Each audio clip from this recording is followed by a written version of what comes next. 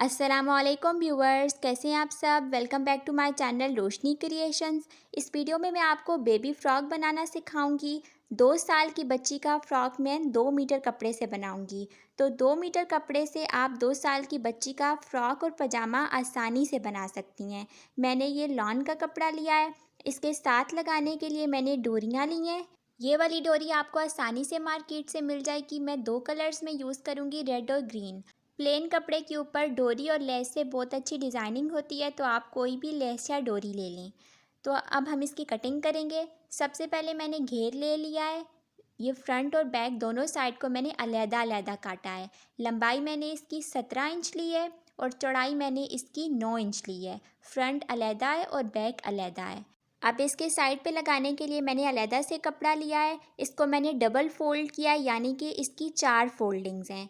इसकी लंबाई मैंने 7 इंच ली है। 7 इंच इसकी मैंने लंबाई ली है। 7 इंच पे मैंने निशान लगा लिया है। ऊपर से मैंने इसकी चौड़ाई रखी है 4 इंच। ये दो निशान मैं आपस में मिला लूँगी।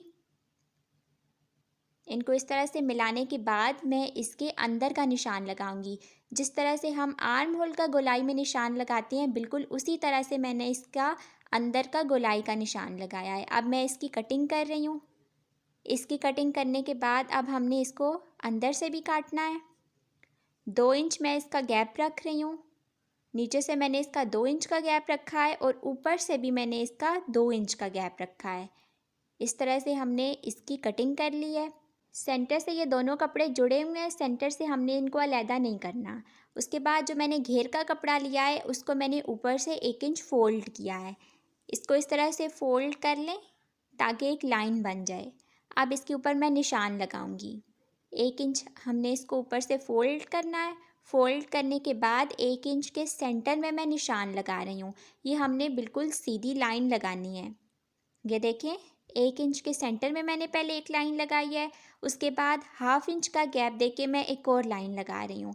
इस तरह से हमने हाफ इंच का गैप देके 4 लाइंस लगा लेनी है। इसके ऊपर हम चुनट डालेंगे। ये लाइंस हमने सिर्फ फ्रंट साइड के ऊपर ही लगानी है। अब मैं इसके स्लीव्स की कटिंग करूँगी। स्लीव्स मैंने इसके पफ़ वाले बनाने हैं, तो पफ़ स्लीव्स की कटिंग और स्टिचिंग मैं आपको पहले डिटेल में सिखा चुकी हूँ। ऊपर से हमने इसकी इस शेप में कटिंग करनी है। सामने से 1 इंच कपड़ा फ़ोल्ड होगा, सामने भी हम इसके चुनट डालेंगे। तो चुनट के लिए मैं निशान लगा लूँगी इस तरह से, जिस तरह हमने पहले निशान लगाया था 1 इंच के सेंटर में। साइड से देखेंगे 3 इंच का रह गया है और इसका आर्म होल ऊपर से 7 इंच का है। 1 इंच सिलाई में जाएगा तो तैयार ये 6 इंच का होगा। अब मैं घेर की सिलाइयाँ लगाऊंगी। बखिए को मैंने बड़ा कर लिया है। बड़े साइज़ का बखिया हमने चुनट के लिए इस्तेमाल करना है। अब जो मैंने लाइंस लगाई थी उनके ऊपर मैं सिलाइयाँ लगा रही हूँ। याद रखें कि जब भी चुनट के लिए आप बखिया लगाएं तो बखिए का साइज़ बड़ा कर लें। जब आप छोटे बखिए से सिलाई लगाएंगी तो फिर उसे खींचने में मुश्किल होगी। ये चारों सिलाइयाँ लगा लेनी है। ये सिलाइयाँ लगाने के बाद उल्टी तरफ से हमने इन सिलाइयों को खींचना है।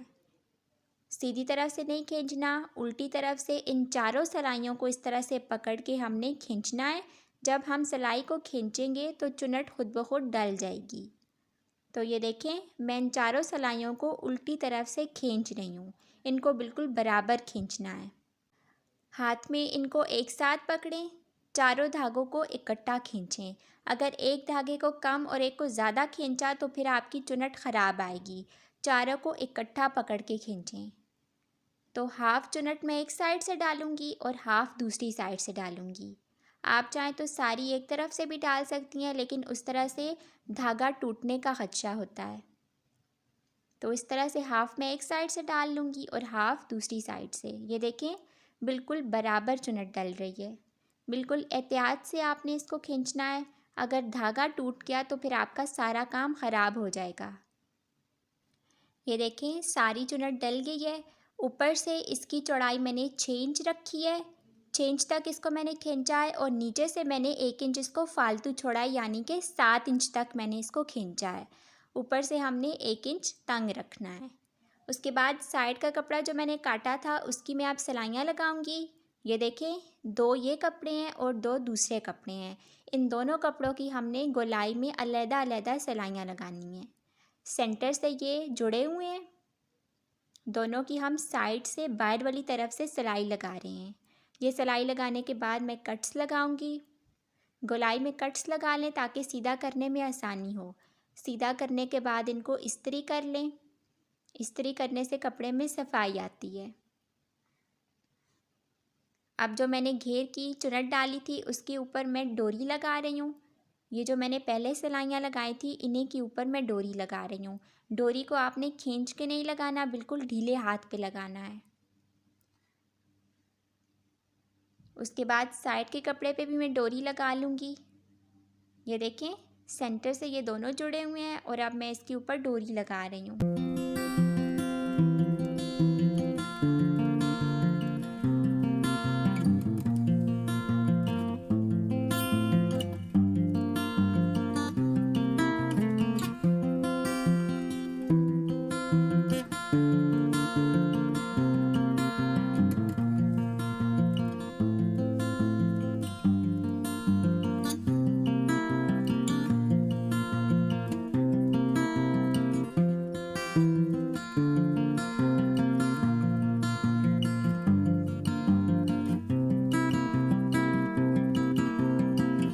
डोरी को मैंने सेंटर से काट के अलहदा कर लिया है। अब इसको मैं घेर के साथ जोड़ूंगी। ये देखें, ऊपर से मैंने 3 इंच का कपड़ा छोड़ा है।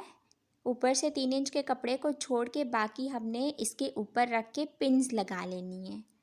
पिन्स लगा लें आप, क्योंकि पिन्स बगैर इसको जोड़ना मुश्किल है। 3 इंच ऊपर से इसको छोड़ के बाकी मैं इसको पिन्स के साथ जोड़ रही हूँ। दूसरी साइड पे भी बिल्कुल इसी तरह से 3 इंच ऊपर छोड़ के बाकी हम इसको पिन्स लगा के जोड़ लेंगे।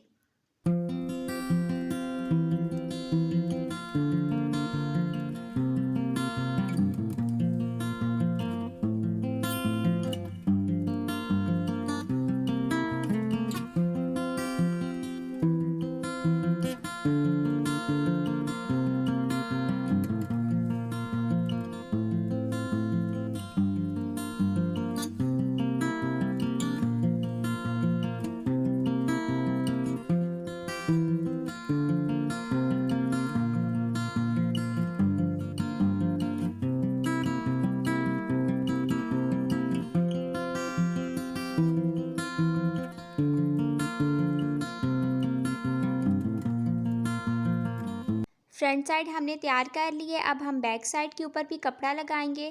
कपड़ा जो मैंने लिया है उसकी चौड़ाई मैंने 5 इंच ली है और इसकी लंबाई मैंने 4 इंच ली है। ये कपड़ा हमने अलहदा से बैक साइड के ऊपर लगाना है। इस कपड़े को मैंने नीचे रखा है। इस कपड़े का सेंटर और बैक साइड का सेंटर मैंने ऊपर नीचे रखे हैं। साइड से हमने बैक साइड का कपड़ा 2 इंच फालतू रखना है और सेंटर में जितना भी फालतू कपड़ा आएगा उसकी हम बिल्कुल सेंटर में बारीक सी चुनट डालेंगे। इस तरह से ये देखिए, दोनों साइड से हमने बैक साइड का कपड़ा 2-2 इंच फालतू छोड़ देना है, वो बाद में कटिंग में निकल जाएगा। और सेंटर में मैं बिल्कुल बारीक बारीक सी चुनट डाल रही हूँ हाथ की मदद से।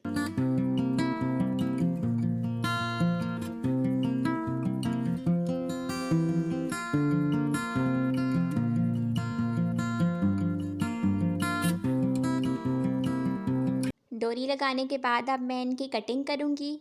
बैक साइड को मैंने डबल करके नीचे रखा है और फ्रंट साइड को मैंने ऊपर रखा है इस तरह से। अब हम इसके आर्म होल की कटिंग करेंगे। 1/2 इंच आर्म होल हम बैक साइड का ज़्यादा रखेंगे क्योंकि फ्रंट का आर्म होल 1/2 इंच ज़्यादा कटिंग होती है। बाकी हमने इसकी कटिंग बिल्कुल वैसे ही करनी है जिस तरह से ऊपर फ्रंट साइड आ रही है। ये देखिए, 1/2 इंच मैं साइड से छोड़ रही हूँ और नीचे से हमने बिल्कुल बराबर कटिंग करनी है। नीचे जो फालतू कपड़ा आ रहा है उसी शेप में काटना है जिस तरह से फ्रंट साइड की शेप है। ये कटिंग करने के बाद ऊपर मैं कंधे की भी कटिंग करूँगी। कंधे की हमने तिरछी कटिंग करनी है, 1/2 इंच की कटिंग, तिरछी कटिंग। और हमने बैक साइड के गले की कोई भी कटिंग नहीं करनी। अब मैं कंधे जोड़ रही हूँ और साथ ही मैं बैक साइड के गले की पट्टी लगाऊंगी। पट्टी की चौड़ाई मैंने 1 इंच ली है और ये पट्टी मैंने बिल्कुल सीधी काटी है। तिरछी पट्टी मैंने नहीं लगानी, बिल्कुल स्ट्रेट पट्टी लगानी है। तो कंधे की सिलाई के साथ ही ये पट्टी लग जाएगी। एक सिलाई हमने इस तरह से लगानी है कंधे के साथ। अब दूसरी सिलाई हम सीधी साइड से लगाएंगे। पट्टी को मैंने नीचे से फ़ोल्ड किया है। ये सिलाई लगाने के बाद अब मैं बाजू तैयार करूँगी। फ्रंट से मैंने 1 इंच फ़ोल्ड किया है कपड़े को और ऊपर मैं डोरी और हाथ की मदद से चुन्नट डाल रही हूँ। ये देखें, डोरी मैं सीधी लगा रही हूँ और सीधे हाथ की मदद से मैं कपड़े में चुन्नट डाल रही हूँ। इस तरह से पफ स्लीव्स बनाने का ये आसान तरीका है। आप धागा खींच के भी इसकी चुन्नट डाल सकती हैं और इस तरह से भी चुन्नट डाल सकती हैं। जो तरीका आपको आसान लगता है आप उस तरह से करें। अब मैं दूसरी डोरी लगा रही हूँ और देखें, दूसरी डोरी और पहली डोरी के सेंटर में भी चुन्नट आ रही है। उसके बाद मैं सेंटर में भी डोरी लगाऊंगी। अब मैं स्लीव्स को जोड़ूंगी। उसके लिए मैं सेंटर में सिर्फ चुन्नट डालूंगी। साइड पे मैंने 3 इंच तक कोई भी चुन्नट नहीं डाली, सिर्फ मैं सेंटर में इसके चुन्नट डाल रही हूँ हाथ की मदद से। ये हमने सिर्फ सेंटर में ही डालनी है, पूरे बाजू में नहीं डालनी। इस तरह से सेंटर में डालने के बाद फिर हम सीधी सिलाई लगाएंगे।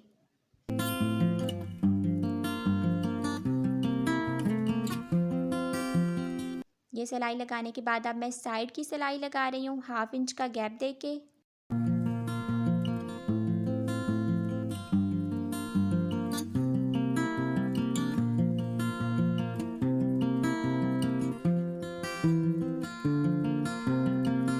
और ये देखिए, फ्रॉक हमारा बन गया है। आप भी इस तरह से प्लेन कपड़े के ऊपर कलरफुल डोरी का इस्तेमाल करके प्यारा सा फ्रॉक घर पे बना सकती हैं। मैं उम्मीद करती हूँ कि आपको ये वीडियो पसंद आई होगी और आसानी से मेथड समझ आया होगा।